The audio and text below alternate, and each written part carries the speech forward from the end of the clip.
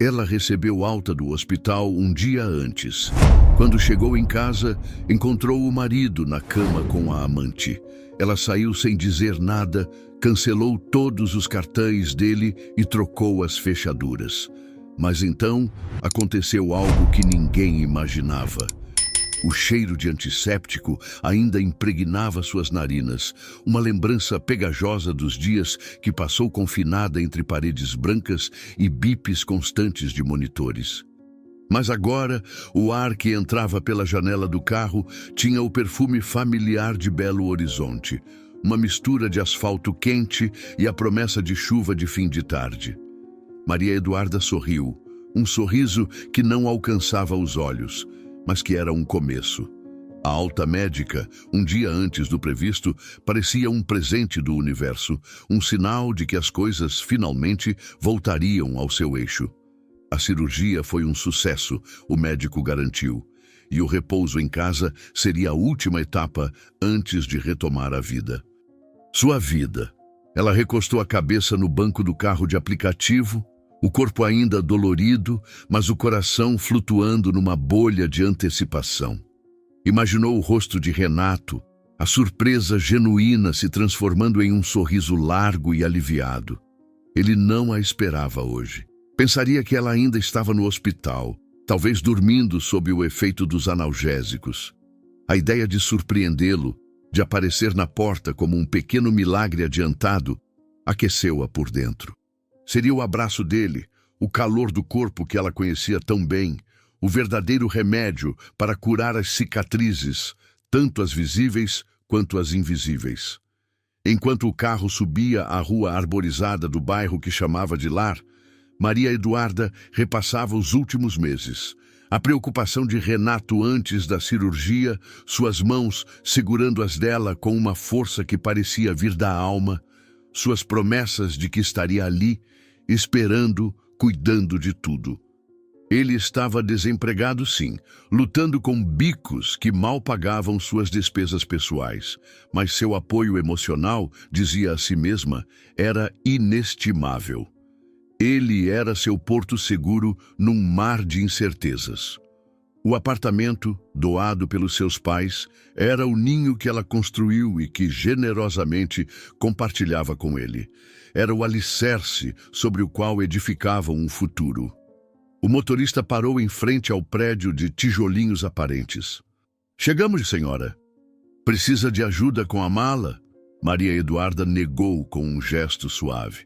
Era apenas uma pequena bolsa com seus pertences do hospital. A verdadeira bagagem, a do cansaço e da recuperação, ela carregava por dentro. Pagou a corrida, desejou um bom dia e caminhou lentamente até o portão, a chave deslizando na fechadura com a facilidade do hábito. Cada passo no hall de entrada ecoava a sua expectativa. O elevador subiu em silêncio, um contraste com a fanfarra que se desenrolava em sua mente. Parada diante da porta do seu apartamento, o 702, ela respirou fundo. A mão tremia um pouco ao girar a chave. Queria que aquele momento fosse perfeito. Abriu a porta com o mínimo de ruído, deslizando para dentro como uma sombra. A sala estava em penumbra, as cortinas fechadas contra o sol da tarde. Um silêncio estranho pairava no ar. Não o silêncio da paz, mas o da ausência. Deixou a bolsa no chão e caminhou na ponta dos pés pelo corredor que levava ao quarto. A porta estava entreaberta e foi então que o silêncio se quebrou. Não por um som alto, mas por um murmúrio baixo, um gemido suave que não era de dor. Um som íntimo, secreto, que fez o sangue de Maria Eduarda gelar nas veias. Ela parou, o coração martelando contra as costelas com uma violência que a deixou sem ar. Aquele não era o som de Renato esperando por ela. Era o som dele vivendo uma outra vida, uma vida da qual ela não fazia parte. Um passo foi tudo o que precisou. Um passo que a levou da esperança ao inferno. A fresta da porta revelou a cena que se gravaria em sua memória como uma fotografia queimada. Renato estava em sua cama. na cama que ela herdara de seus pais, a cama onde sonhavam juntos. E ele não estava sozinho. Sobre ele, uma mulher se movia com uma familiaridade que revirou o estômago de Maria Eduarda. O cabelo loiro e comprido da mulher caía em cascata, escondendo parcialmente seu rosto. Mas quando ela se virou de lado, um grito mudo se formou na garganta de Maria Eduarda. Carla. Era Carla, sua paciente. A jovem que chegou à sua clínica meses antes com uma lesão no joelho e um sorriso doce. A mulher para quem Maria Eduarda dedicou horas de tratamento, usando suas mãos para aliviar a dor, para devolver o movimento, para curar. Ali estava ela, em sua cama com seu marido, no santuário do seu lar. A traição era uma serpente de duas cabeças, mordendo-a com o veneno do engano e da ingratidão. O choque foi tão profundo, tão avassalador, que a dor física da cirurgia desapareceu, substituída por uma dor anímica que a partiu em duas. Não houve grito, não houve lágrima. Uma calma gélida, a calma que precede os terremotos, apossou-se dela. O som do seu próprio sangue pulsando nos ouvidos era a única coisa real. Ela recuou, passo a passo, com a mesma cautela com que entrara. Cada movimento era deliberado, preciso. Pegou a bolsa no chão, girou nos calcanhares e saiu. Fechou a porta atrás de si com um clique quase inaudível, um som definitivo que selava o fim de tudo o que ela acreditava ser verdade. No elevador, seu reflexo no espelho era o de uma estranha, uma mulher pálida, de olhos vazios, com uma cicatriz recente no corpo e uma ferida incurável na alma. O pesadelo não era mais uma possibilidade, era a sua nova realidade. O ar do lado de fora do prédio parecia rarefeito, difícil de tragar. Cada inspiração era como engolir cacos de vidro. Maria Eduarda caminhou sem rumo pela calçada, o corpo movendo-se por um instinto de sobrevivência que a mente ainda não conseguia processar. O mundo ao seu redor continuava em seu ritmo normal. Carros passavam, pessoas conversavam em pontos de ônibus. O vendedor de picolé empurrava seu carrinho. Um espetáculo de normalidade que parecia uma afronta à sua dor. Como o mundo ousava continuar girando quando o seu acabara de implodir? Ela não sabia para onde ir. Voltar para o hospital era impensável. Ligar para a mãe, uma senhora de saúde frágil que agora vivia no interior, seria cruel. A única imagem que se formou em meio à névoa de sua desolação foi um rosto. Um rosto que sempre significou segurança, lucidez e um ombro forte. Camila. Com as mãos trêmulas, pegou o celular na bolsa. Os dedos desobedientes erraram os números 2 vezes antes de conseguirem chamar o contato Cami Amiga Advogada. A chamada foi atendida no segundo toque. Du, que surpresa! Pensei que você só teria alta amanhã. Como você está se sentindo? Aconteceu alguma coisa? A voz de Camila era um jato de energia e preocupação. A voz da amiga foi a agulha que finalmente estourou a bolha de torpor em que Maria Eduarda se encontrava. Um soluço seco escapou de seus lábios, um som áspero, primitivo. Cami, ela conseguiu dizer, a voz rasgada. Eu preciso de você. Não foram necessárias mais explicações. Onde você está? Fique exatamente onde está. Estou indo te buscar. 20 minutos depois, que pareciam uma eternidade, o carro de Camila parou bruscamente ao seu lado. Camila saltou do veículo, os olhos de advogada, treinados para analisar cada detalhe, percorrendo o estado da amiga, a palidez mortal, os olhos vidrados, a pequena bolsa do hospital agarrada como uma boia salva-vidas. Sem uma palavra, ela a abraçou. Foi um abraço firme, que não pedia explicações, apenas oferecia um chão. E foi ali, nos braços da amiga, que o corpo de Maria Eduarda finalmente cedeu. As lágrimas que não vieram na cena da traição agora jorravam, quentes e amargas, um dilúvio de dor, humilhação e amor despedaçado. O apartamento de Camila, no bairro vizinho, era um reflexo dela, moderno, organizado e acolhedor. Ela guiou Maria Eduarda até o sofá de linho, colocou uma manta sobre seus ombros e foi até a cozinha, voltando com um copo de água com açúcar, um remédio de avó que parecia o único gesto cabível naquele momento. Sentou-se em frente a ela, o olhar fixo, paciente, esperando. E então as palavras vieram, desconexas a princípio, depois numa torrente dolorosa. Maria Eduarda contou tudo. Alta antecipada, a ideia da surpresa, a porta entreaberta, os sons, a imagem inapagável de Renato e Carla em sua cama. A cada palavra era como se revivesse a cena, a faca girando na ferida. Contou sobre o silêncio, sobre a saída furtiva, sobre a sensação de ser uma fantasma em sua própria casa. Camila ouvia, o rosto endurecendo a cada detalhe. A advogada dentro dela analisava os fatos, mas a amiga sentia a dor.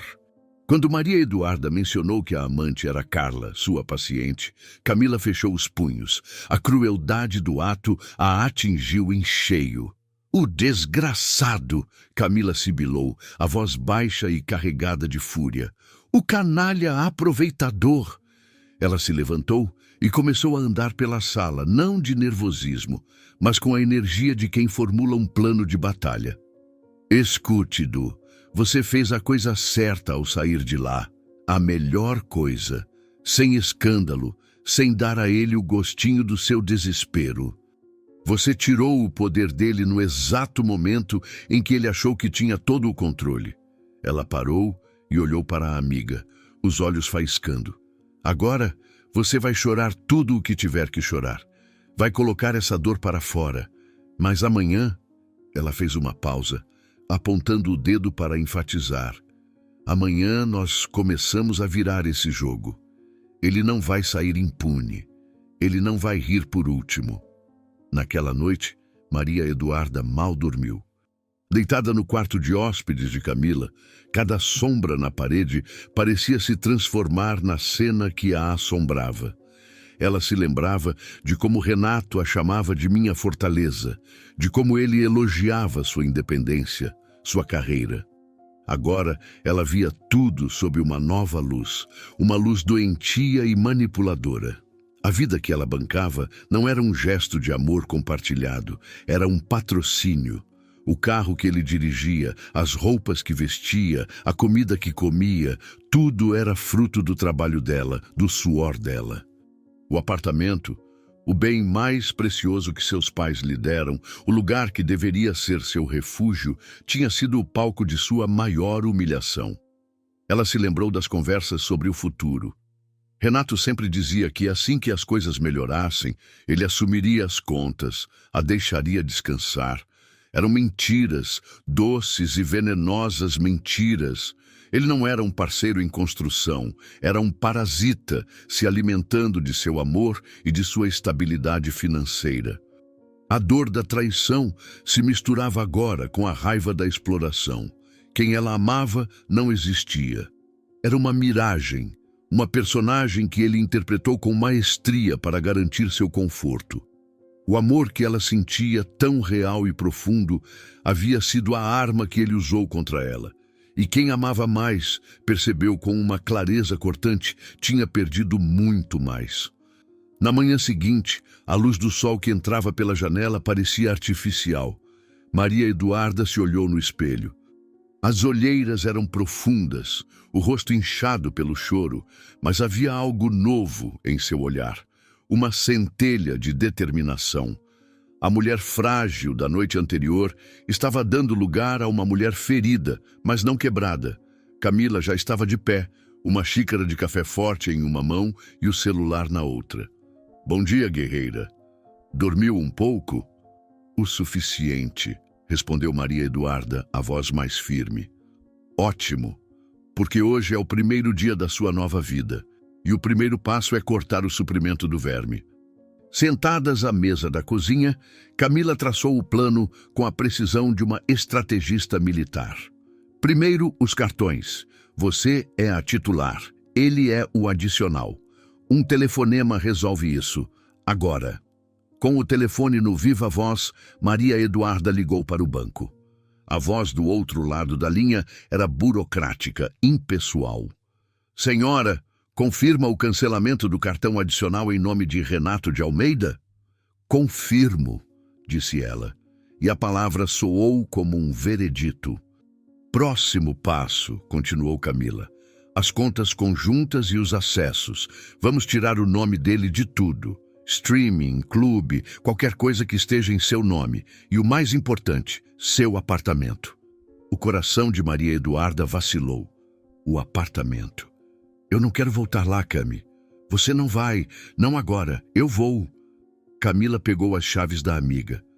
Vou contratar um chaveiro de confiança. Vamos trocar as fechaduras da entrada e do apartamento quando ele sair. Ele deve achar que você está no hospital, se preparando para a alta e vai para lá. Hoje, enquanto isso, você vai ficar aqui, segura. Depois, vamos pensar em como tirar as coisas dele de lá. Enquanto Camila saía para executar a missão, Maria Eduarda ficou sozinha com seus pensamentos. A cada ação que tomavam, era como se ela estivesse desfazendo um nó, desembaraçando sua vida da dele. O cancelamento dos cartões não era apenas uma medida financeira, era um ato simbólico. Era o corte do cordão umbilical que o ligava ao seu conforto, à sua vida. Ela estava retomando o controle, não com gritos, mas com ações calculadas e definitivas. A imagem de Renato voltando para casa começou a se formar em sua mente. Ele tentaria usar a chave, que não serviria. Ligaria para o celular dela, que não atenderia. Bateria na porta, que não se abriria.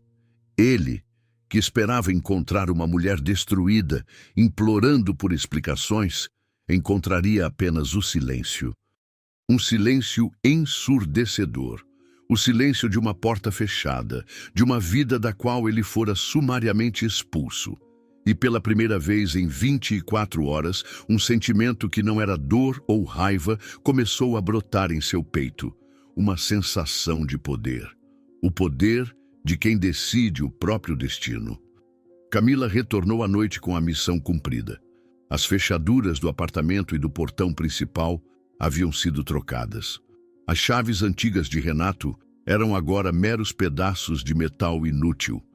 As novas, um molho pequeno e prateado, repousavam sobre a mesa de centro de Camila, parecendo pesar 1 tonelada. Eram as chaves de sua fortaleza reconquistada, mas também da solidão que a aguardava lá dentro. O próximo passo é o mais difícil, disse Camila, enquanto tomavam café. Precisamos tirar as coisas dele de lá. Não é saudável para você voltar e encontrar vestígios dele por toda parte. E continue sem atender as ligações. Deixe ele desesperado sem entender o que está acontecendo. A ideia de tocar nas roupas dele, nos seus livros, no seu creme de barbear no banheiro, provocou uma onda de náusea em Maria Eduarda. Cada objeto era uma mina terrestre de memórias, pronta para explodir e estilhaçar a frágil compostura que ela lutava para manter. Eu não consigo, Cami. Não consigo entrar lá e fazer isso. Eu sei, e você não vai, respondeu a amiga, com a firmeza de sempre. Eu e meu irmão vamos amanhã. Faremos uma operação relâmpago. Colocaremos tudo em malas e caixas, roupas, sapatos, objetos pessoais, tudo. Deixaremos no corredor do lado de fora, na portaria. Ele que se vire para buscar. A imagem era potente. Os pertences de Renato, o homem que se considerava o rei daquele castelo, despejados no corredor como lixo. Era cruel, mas a crueldade que ela sofrera era infinitamente maior. Era uma questão de asepsia. Limpar o ambiente para que a ferida pudesse começar a cicatrizar. Maria Eduarda apenas assentiu, uma gratidão silenciosa pela amiga que se tornara seu general naquela guerra pessoal. Enquanto Camila e seu irmão executavam a operação limpeza, Maria Eduarda permaneceu no apartamento da amiga, um refúgio que começava a parecer uma cela. O silêncio era seu inimigo. Para combatê-lo, ela ligou a televisão, mas as comédias românticas pareciam uma piada de mau gosto e os noticiários, distantes e irrelevantes. Desligou. Tentou ler um livro, mas as palavras dançavam na página sem formar sentido. Sua mente estava em outro lugar. Estava no apartamento 702, imaginando as mãos de Camila tocando as camisas que ela mesma passara a ferro, guardando os sapatos que ela o ajudara a escolher. E então, seu celular vibrou. O nome Renato brilhou na tela. O coração dela deu um salto, uma mistura de pânico e raiva. Ele devia ter tentado usar o cartão de crédito para o almoço. Não conseguiu entrar em casa, não sabia onde ela estava. O primeiro sinal de que seu mundo de conveniências havia começado a ruir. Ela encarou o nome piscando, a foto sorridente dele ao lado do seu, tirada em férias passadas. Com o dedo trêmulo, recusou a chamada. Ele ligou de novo, e de novo, e de novo, 5, 6, 7 vezes. As chamadas incessantes eram como batidas na porta de sua sanidade. Depois vieram as mensagens de texto. Duda, amor, cadê você? O que está acontecendo? Você trocou a fechadura de casa? Meu cartão não passou. Aconteceu alguma coisa? Estou preocupado. Por que você não atende? Estou ficando assustado. Aconteceu algo no hospital? Me liga, por favor. Te amo. A palavra amo a atingiu como um soco. Que tipo de amor era aquele? Um amor que se aninhava em outra na cama do casal enquanto ela se recuperava de uma cirurgia. A hipocrisia era tão vasta, tão descarada, que por um instante o sofrimento deu lugar a um nojo profundo. Ela desligou o celular. Não queria mais ver o nome dele, não queria mais ler suas mentiras. No fim da tarde, Camila voltou, o rosto cansado, mas com um ar de triunfo. Pronto. O santuário foi purificado. Todas as tralhas dele estão do lado de fora. O porteiro já foi avisado para não permitir a entrada dele de forma alguma, a não ser para retirar as malas dali. Naquela noite, Maria Eduarda decidiu que era hora de voltar para casa. Ficar mais tempo no apartamento de Camila seria apenas adiar o inevitável. Ela precisava encarar o espaço vazio, o silêncio, os fantasmas. Precisava provar a si mesma que aquela casa ainda era seu lar, e não a cena de um crime. A entrada no apartamento foi hesitante. O cheiro era o mesmo, mas algo estava diferente. Era o cheiro da ausência. Não havia mais os sapatos dele largados perto da porta, nem o casaco jogado sobre a poltrona. O banheiro não tinha mais os produtos dele ao lado dos seus. O lado dele do armário estava escancarado e vazio. Camila e seu irmão haviam sido meticulosos. Eles até trocaram os lençóis e a colcha da cama, colocando um jogo novo, que nunca havia sido usado. Ainda assim, a cama era o epicentro do terremoto. Maria Eduarda não conseguiu entrar no quarto. Fechou a porta e decidiu que dormiria no sofá por enquanto. O sofá, pelo menos, não foi profanado.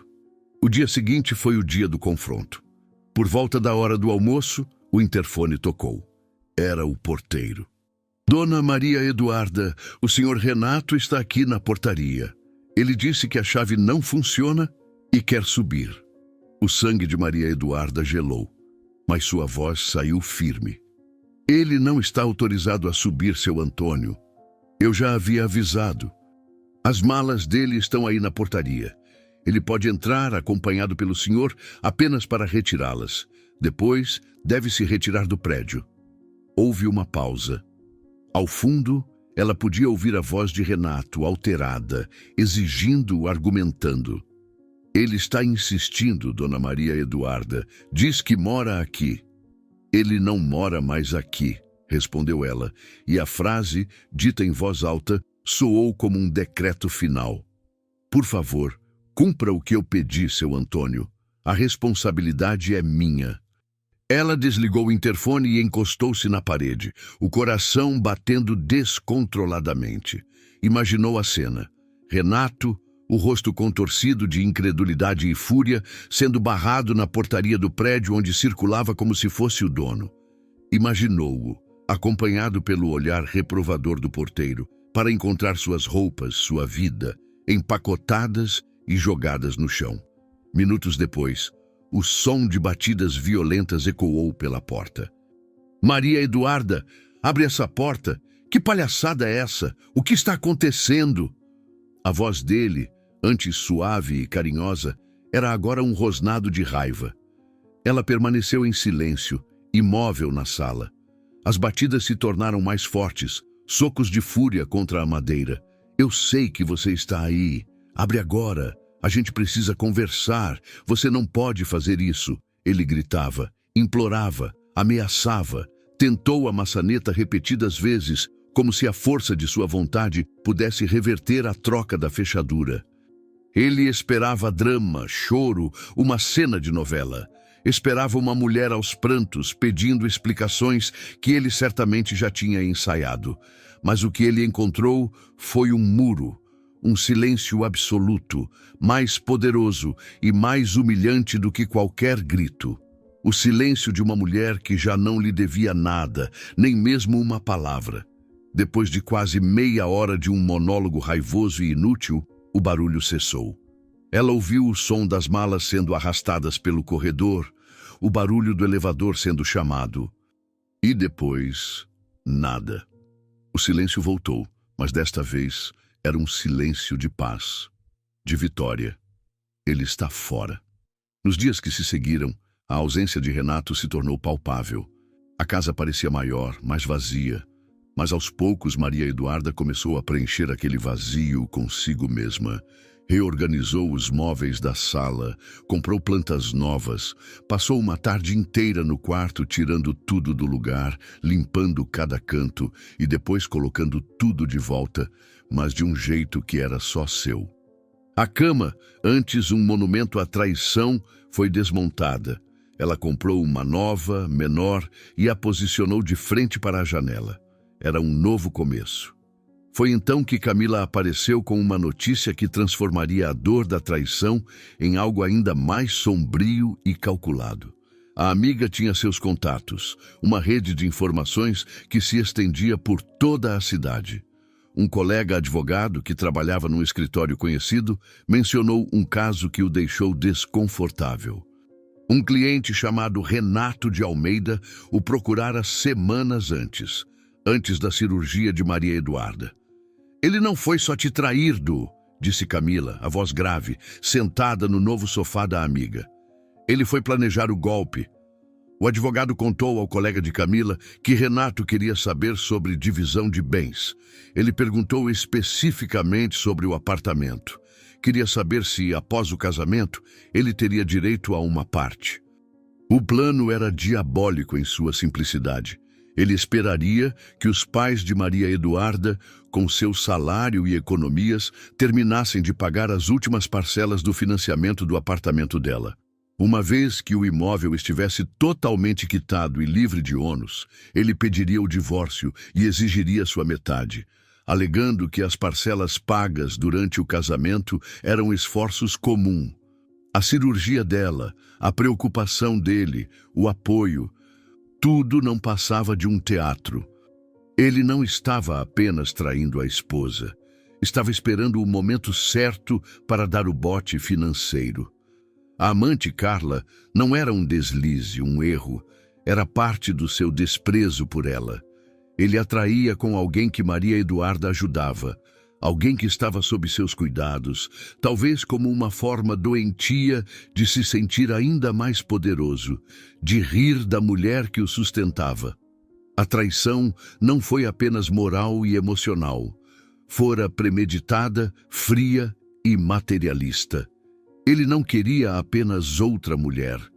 Ele queria o dinheiro dela, a casa dela, o futuro dela.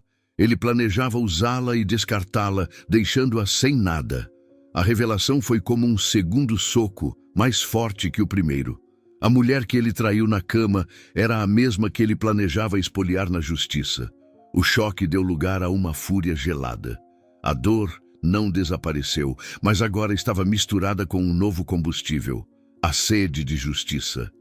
Ele não vai conseguir, Du, disse Camila, pegando a mão da amiga. O apartamento é herança. A lei te protege. Mas agora, mais do que nunca, precisamos ser implacáveis. Vamos entrar com o divórcio e vamos garantir que ele não leve nenhum centavo do que é seu, do que seus pais te deram. Maria Eduarda olhou pela janela do seu apartamento. A cidade se acendia lá fora. Ela não era mais a vítima chorosa, era uma sobrevivente e estava pronta para lutar. A fúria é um fogo que pode consumir ou forjar. No caso de Maria Eduarda, a revelação do plano sórdido de Renato queimou os últimos vestígios de tristeza e os transformou em aço. A dor ainda estava lá, uma brasa constante sob a superfície, mas agora estava revestida por uma armadura de determinação. Ela não estava mais apenas se defendendo, estava partindo para o ataque. O escritório de advocacia de Camila era um ambiente de serenidade e ordem, um contraste gritante com o caos interno que Maria Eduarda vivia. Sentada em uma cadeira de couro, de frente para a mesa da amiga, ela se sentia menos como uma cliente e mais como uma parceira de guerra. O primeiro passo oficial é a notificação, explicou Camila, com a voz calma e profissional que usava nos tribunais. Vamos enviar uma notificação extrajudicial para o endereço que ele informou quando te procurou pela última vez. Nela, informaremos sobre o início do processo de divórcio litigioso e, mais importante, o proibiremos de qualquer tipo de contato com você, seja pessoal, telefônico ou por terceiros. Qualquer tentativa será registrada e usada contra ele no processo como assédio. Maria Eduarda assentiu. A ideia de um escudo legal entre ela e Renato era um alívio imenso. Quanto aos bens, continuou Camila, aqui a lei é nossa maior aliada. O apartamento foi adquirido por você como herança de seus pais. Bens de herança não entram na comunhão parcial, que é o regime de vocês. Ele não tem direito a um único tijolo daquele lugar. Mas e o plano dele? Sobre as parcelas do financiamento que meus pais pagaram durante o casamento?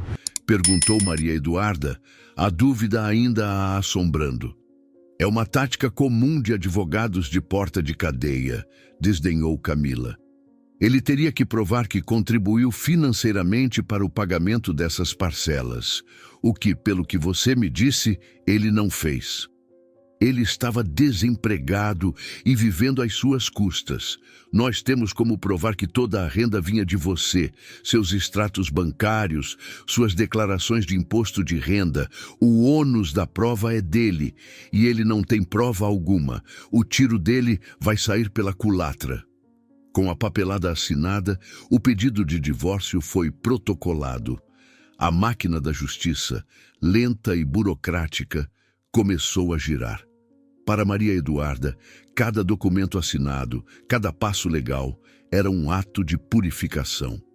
Ela estava legalmente, oficialmente, desfazendo o nó que aprendia a ele. A reação de Renato não tardou. A notificação chegou e, com ela, o desespero de quem vê o castelo de cartas desmoronar. Ignorando a proibição de contato, ele começou uma nova ofensiva. As ligações vinham de números desconhecidos. Os e-mails com linhas de assunto que iam de "pelo amor de Deus, vamos conversar" a "você vai se arrepender disso" lotavam sua caixa de spam. Ele chegou a procurar a mãe de Maria Eduarda, pintando um quadro de uma esposa descontrolada e influenciada por uma amiga mercenária.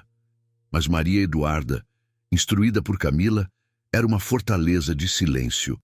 Não atendia, não respondia, não se explicava. Cada tentativa de contato dele era meticulosamente documentada por Camila e anexada ao processo.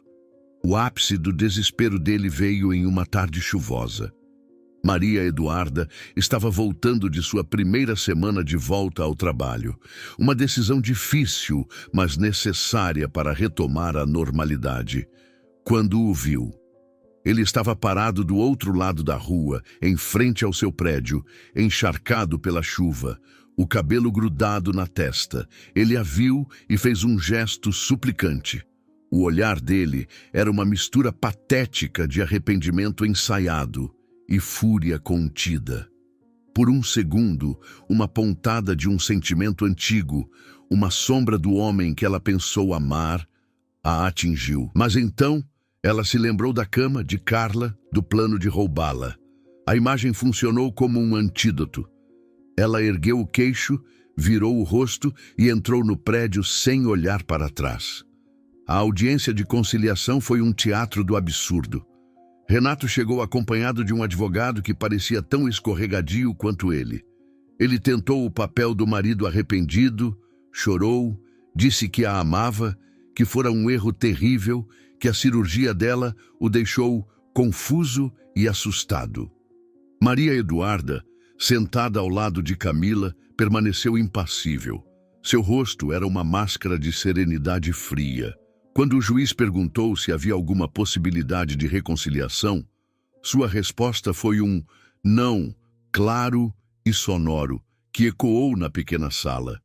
Foi então que o advogado de Renato partiu para o ataque, alegando que seu cliente havia investido emocionalmente no relacionamento e que a quitação do apartamento durante o casamento representava um esforço comum que deveria ser recompensado.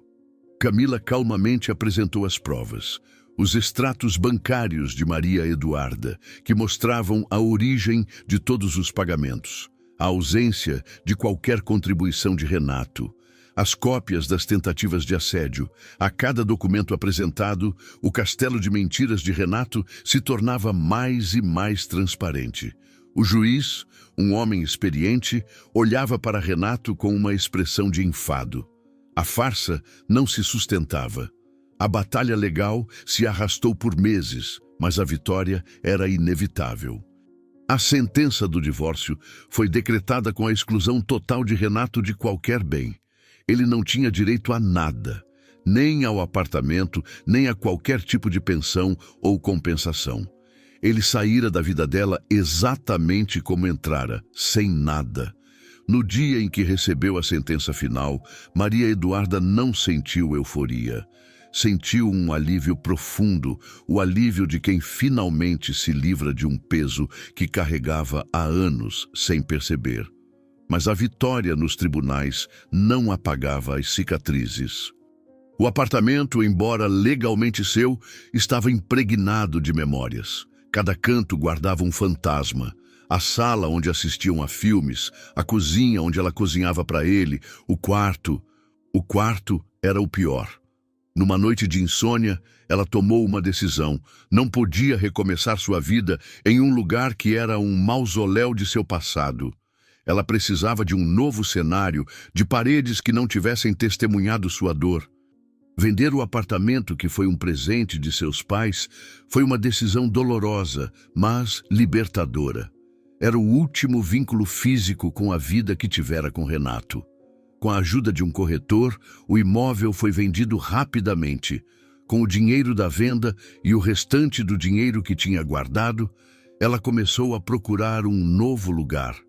Não em Belo Horizonte, com suas ruas e esquinas cheias de lembranças, mas em Nova Lima, em um condomínio fechado, cercado de verde e segurança. O novo apartamento era na planta, e isso foi perfeito. Ela pôde escolher cada detalhe. Acompanhou a obra, decidiu onde cada parede seria erguida, escolheu os pisos, os revestimentos, as cores. Era um processo de criação, de construir, literalmente, seu novo lar a partir do zero. Ela optou por cores suaves, tons de branco, bege e verde-água.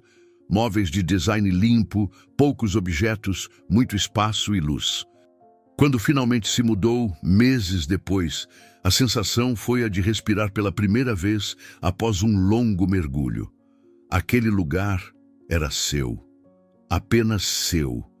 Não havia nenhuma lembrança de Renato ali, nenhuma sombra dele nos cantos. Ali, cercada por suas próprias escolhas, Maria Eduarda começou a se redescobrir.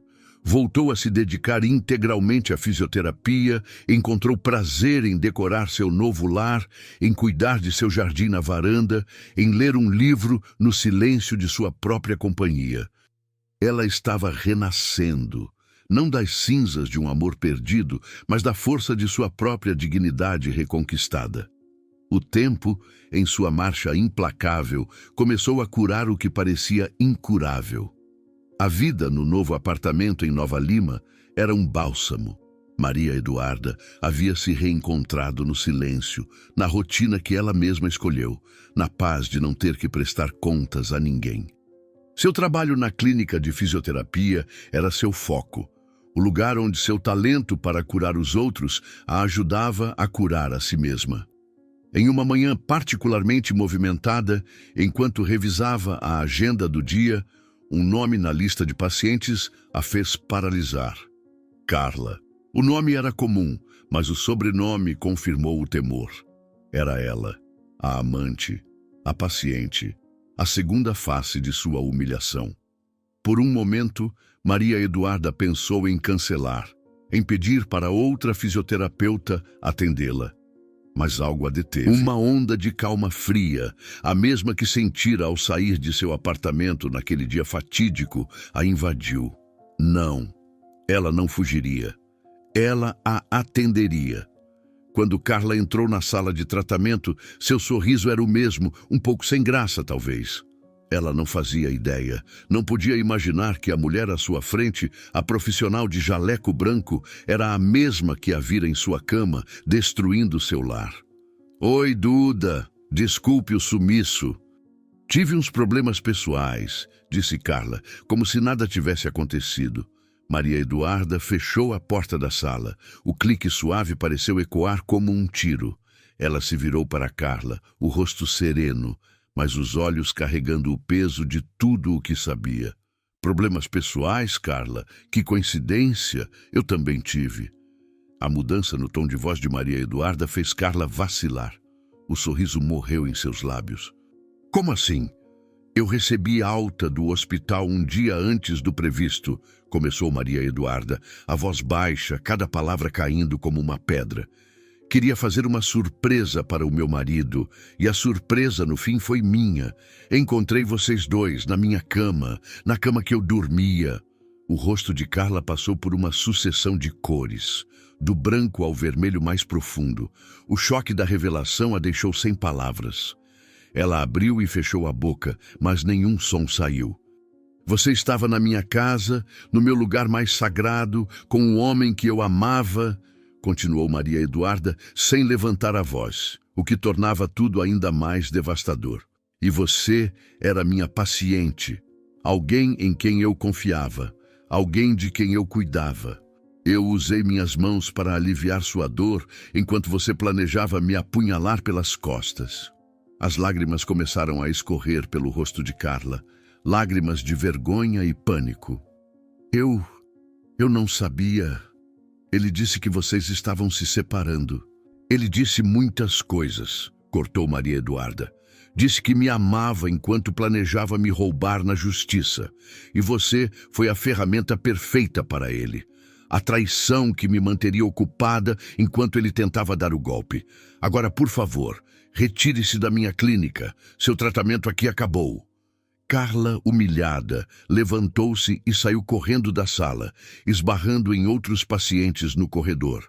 Assim que chegou à rua, a primeira coisa que fez foi ligar para Renato.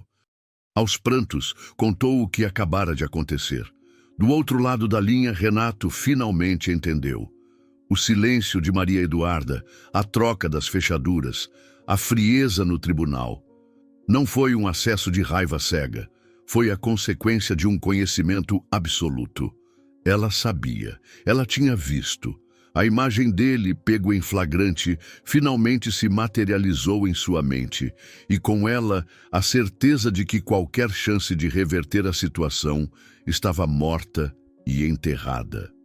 O desespero de Renato, no entanto, rapidamente se metamorfoseou em pragmatismo. A fonte de renda fácil secara. Mas havia outra, Carla. A família dela era rica, influente. Ele sabia disso. era parte do charme. Com Maria Eduarda fora do jogo, ele voltou sua atenção para a amante chorosa. Consolidar aquele relacionamento era agora sua única apólice de seguro para manter o estilo de vida ao qual se acostumou. Enquanto isso, na clínica, Maria Eduarda respirou fundo. Aquele confronto não foi por vingança, mas por encerramento. Foi a última porta que ela precisava fechar. E ao fechá-la, sentiu uma leveza que não experimentava há muito tempo. Ela estava finalmente livre. Ali, em seu próprio domínio, ela renascia em definitivo, com uma força, independência e dignidade que ninguém mais poderia tirar. Os meses que se seguiram foram de uma paz redescoberta. Maria Eduarda se dedicou a si mesma. Viajou com Camila, fez um curso de culinária, aprendeu a dançar salsa. Ela estava se apaixonando novamente, mas desta vez por si mesma. Foi em um sábado ensolarado, durante um evento de adoção de animais em um parque, que o destino lhe apresentou uma nova melodia. Ela estava agachada, brincando com um filhote de vira-lata, quando uma sombra a cobriu. "Ele parece ter gostado de você", disse uma voz masculina, calma e gentil. Maria Eduarda ergueu o olhar. Parado ao seu lado estava um homem alto, de cabelos castanhos e olhos que sorriam com uma sinceridade desarmante. Ele segurava a coleira de um Golden Retriever majestoso que abanava o rabo amigavelmente. "Acho que o sentimento é mútuo", respondeu ela sorrindo. "Sou Lucas", disse ele estendendo a mão, "e este é o Sansão." Maria Eduarda. A conversa fluiu com uma naturalidade surpreendente. Lucas, 37 anos, era engenheiro civil. Contou que era viúvo, que sua esposa faleceu há 2 anos, vítima de um câncer. Falou da dor, da saudade, mas também da gratidão pelos anos que tiveram juntos. Não havia amargura em sua voz, apenas uma aceitação serena. Ele, por sua vez, ficou encantado com a história dela. Não a história da traição, que ela não mencionou, mas a história da mulher à sua frente. A fisioterapeuta dedicada, a mulher que construiu seu próprio apartamento, a dona de uma inteligência e de uma força que irradiavam de seu olhar. Eles trocaram telefones. O primeiro encontro foi um café que se estendeu por horas, o segundo um jantar.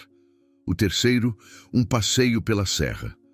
A cada encontro, Maria Eduarda se sentia mais à vontade para baixar a guarda.